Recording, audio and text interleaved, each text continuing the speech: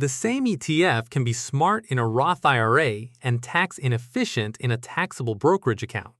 That sounds strange at first because most investors focus on the ETF itself, the expense ratio, the performance, the dividend yield, the holdings. But in a taxable brokerage account, the account matters too. A taxable brokerage account can create taxes from dividends, interest, and realized capital gains. So the question is not just what is the best ETF? The better question is what is the best ETF after taxes? Because a fund that looks great before taxes may be less attractive if it keeps creating taxable income you do not need. And a boring broad market ETF may be powerful because it can grow without constantly creating tax drag. So in this video, we're going to break down the best types of ETFs for taxable brokerage accounts in 2026. We will also cover the tax traps investors should avoid, because in a taxable account, what you keep after taxes matters more than what looks best before taxes. A taxable brokerage account is different from a Roth IRA, a traditional IRA, or 401k. In a Roth IRA, qualified withdrawals may be tax-free. In a traditional IRA or 401k, taxes are usually deferred until money comes out. But in a taxable brokerage account, taxes can happen along the way. Dividends may be taxable in the year you receive them. Interest may be taxable in the year you receive it. And if you sell an investment for more than your cost basis, you may create a capital gain. That does not mean taxable accounts are bad. Actually, taxable accounts can be very useful. They have flexibility. They do not have the same annual contribution limits as retirement accounts, and they can allow tax loss harvesting. But that flexibility comes with tax drag, so you have to think differently. You are not only building an investment portfolio, you are building an after-tax portfolio. A taxable account gives flexibility, but flexibility comes with tax drag. Now the next question is simple. What makes an ETF tax efficient in the first place? A tax-efficient ETF usually does a few things well. It has low turnover. It avoids unnecessary capital gains distributions. It does not force too much taxable income. It may pay qualified dividends instead of ordinary income. And it works well for a buy-and-hold investor. Broad index ETFs often do this better than high turnover strategies. Why? Because if a fund is constantly buying and selling inside the portfolio, it may create taxable events. And if a fund distributes a lot of income every year, the investor may owe taxes even if they never sold a single share. That is why tax efficiency is not only about low fees. Low fees matter, but low tax drag matters too. A good taxable ETF should allow compounding to happen with fewer interruptions. Tax-efficient ETFs do not just grow, they avoid creating unnecessary tax bills along the way. So let's start with one of the cleanest building blocks for many taxable accounts, a total U.S. market ETF. The first core ETF category is a total U.S. market ETF. Examples include VTI, ITOT, and SCHB. VTI has an expense ratio of 0.03%. ITOT also has an expense ratio of 0.03%, and SCHB has a total expense ratio of 0.030%. The goal of these funds is simple: own a broad slice of the U.S. stock market at a very low cost. For taxable accounts, this can be attractive because broad market index ETFs are usually buy and hold friendly. They tend to have relatively low turnover. They can provide long-term growth, and many dividends from U.S. stock ETFs may be qualified dividends, depending on the holdings and IRS rules. That can be more tax-friendly than ordinary income. Of course, these ETFs can still go down. They are stock market funds. But from a tax efficiency perspective, broad U.S. equity ETFs can be very clean building blocks. A total U.S. market ETF is often one of the cleanest taxable account building blocks. But some investors prefer a simpler large-cap benchmark. That brings us to S&P 500 ETFs. The second core ETF category is an S&P 500 ETF. The most common example is VOO. VOO has an expense ratio of 0.03%. Other examples include IVV and SPLG.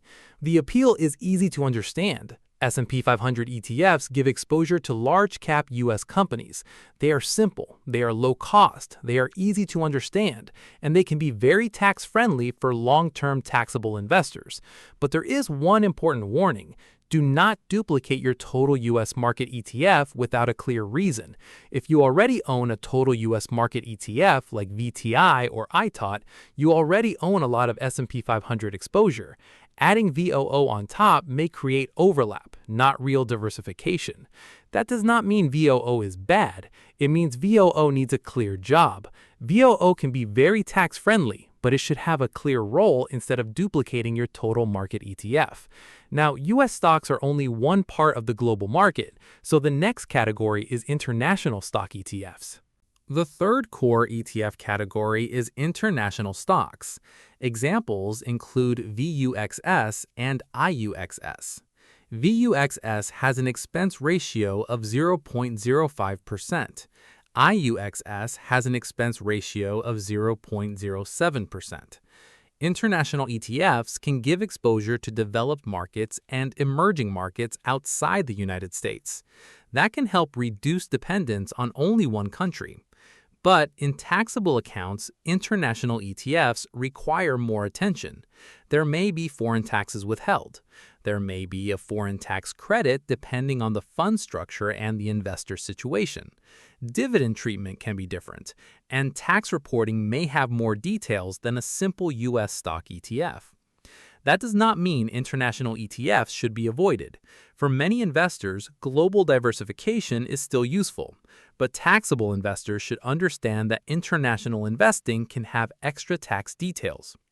International ETFs add global diversification, but taxable investors need to understand the tax details. Now let's move from stocks to fixed income, because bonds in taxable accounts require even more tax awareness. The fourth category is municipal bond ETFs. Examples include VTEB and MUB. VTEB has an expense ratio of 0.03%. MUB has an expense ratio of 0.05%. Municipal bond ETFs can be useful for higher income investors because municipal bond income may be exempt from federal income tax. That can make them attractive inside taxable accounts. But this is not automatic. Investors still need to compare the tax equivalent yield. They need to check whether AMT matters. They need to consider state taxes. And they need to compare muni bonds with treasuries, CDs, money market funds, or other fixed income options after taxes. A muni bond ETF with a lower stated yield can be better after taxes for one investor and worse for another. It depends on the tax bracket and the specific situation. Muni bond ETFs are not automatically better. They are better only when the after-tax math works. And this naturally leads to another fixed income category, Treasury ETFs. Treasury ETFs can also be useful in taxable accounts. They may be used for cash management, short-term savings, stability, liquidity, or bond exposure. Some investors use short-term Treasury ETFs. Some use T-bill ETFs. Some use intermediate or long-term Treasury bond ETFs. The tax treatment matters. Treasury interest from bills, notes, and bonds is taxable at the federal level, but it is generally exempt from state and local income taxes. That can be useful for investors in high-tax states. But Treasury ETFs are not tax-free. They are different from municipal bond ETFs. So the key is comparing after-tax yield. For some investors, treasuries may be better. For others, municipal bonds may be better. And for some, bonds may be better located in retirement accounts instead of taxable accounts. Treasury ETFs can be tax-aware, but they are not tax-free. Now that we have covered some taxable-friendly categories, let's look at the traps. The first one is REIT ETFs. Tax trap number one is REIT ETFs in taxable accounts. REIT ETFs can be useful investments. They can provide real estate exposure. They can provide income, and they can diversify a portfolio by adding a different asset class. But from a tax perspective, they can be less efficient in a taxable account. REIT distributions are often not as tax-friendly as qualified dividends from broad stock ETFs. That means a REIT ETF can create more annual tax drag. This does not mean REIT ETFs are forbidden in taxable accounts. There's no rule saying you cannot own them there. But investors should understand the trade-off. For many people, REIT ETFs may fit better in an IRA, Roth IRA, or other tax-advantaged account. The key idea is asset location. A good investment can still be in the wrong account. A good REIT ETF can still be in the wrong account. And the same logic applies to another income-heavy category, high-yield bond ETFs. Tax trap number 2 is high-yield bond ETFs. High-yield bond ETFs can look attractive because the income is higher. But higher income before taxes does not always mean better results after taxes. In a taxable account, bond interest is often taxed as ordinary income. That can create a lot of tax drag, especially for investors in higher tax brackets. And high-yield bonds also come with credit risk. These are not risk-free income products. When the economy weakens or credit spreads widen, high-yield bonds can become volatile. So the investor is accepting both tax drag and credit risk. That does not mean high-yield bond ETFs are always bad, but a taxable account is often not the cleanest place for them. Pre-tax yield can be misleading. High yield in a taxable account can become high tax drag. And this connects to a broader mistake investors make all the time, chasing dividends without thinking about taxes. Tax trap number 3 is dividend chasing. Dividend ETFs can be useful. Covered call ETFs can be useful for certain strategies. Income-focused ETFs can be useful for investors who actually need income. But in taxable accounts, forced income can create forced taxes. If you do not need the income, a high distribution ETF may create a tax bill you did not want. And not every dividend is taxed the same way. Some dividends may be qualified, some may be ordinary. Some income strategies may create less tax-friendly distributions. So the question is not just, how much does this ETF pay? The better question is, how much do I keep after taxes, and do I even need this income right now? For younger investors or long-term accumulators, a lower-yield broad index ETF may be more tax-efficient than a high-income fund. In taxable accounts, forced income is not always your friend. And if this kind of after-tax thinking is useful, this is a good point for a quick pause. This is the kind of ETF strategy we focus on at Boring Money Wins. Not just what looks good before taxes, not just the highest yield, not just the most popular ETF, but what investors may actually keep after costs, taxes, and mistakes. If you like no-hype ETF strategy that focuses on practical long-term investing, hit the like button and subscribe to the channel. It helps the channel grow, and it tells YouTube to show more clear investing content to people who want simple investing without the noise. Now that we have covered taxable-friendly ETF structures and the biggest tax traps, let's turn this into a practical framework. What could a taxable-friendly ETF structure actually look like? A taxable-friendly ETF portfolio does not have to be complicated. A simple structure might start with a broad U.S. stock ETF. That could be a total U.S. market ETF or an S&P 500 ETF. Then an investor may add an international ETF for global diversification. For fixed income, the investor may use a municipal bond ETF if the tax math works, or a Treasury ETF if state tax benefits and liquidity are more important. Some investors may also keep a short duration or cash bucket for flexibility. The key is not building a perfect tax portfolio. Perfect does not exist. The key is avoiding obvious tax mistakes. Do not force income you do not need. Do not create unnecessary trading activity. Do not put every asset in taxable without thinking about asset location. And do not copy a Roth IRA portfolio into a taxable account without considering taxes. The goal is not a perfect tax portfolio. The goal is a portfolio that avoids obvious tax mistakes. Now let's make those mistakes even more direct. Here are the most common mistakes in taxable brokerage accounts. Mistake number 1 is switching ETFs constantly. Every sale can create a taxable event. Mistake number 2 is buying high turnover funds. More turnover can mean more tax drag. Mistake number 3 is placing REIT ETFs in taxable without thinking. The asset may be fine, but the account may not be ideal.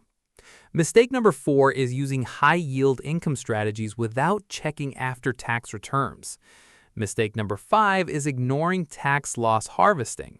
A taxable account can create opportunities if the investor knows how to use losses carefully.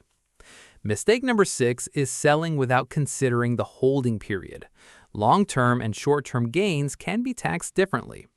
And one more mistake is copying a Roth IRA portfolio into taxable without adjusting for taxes.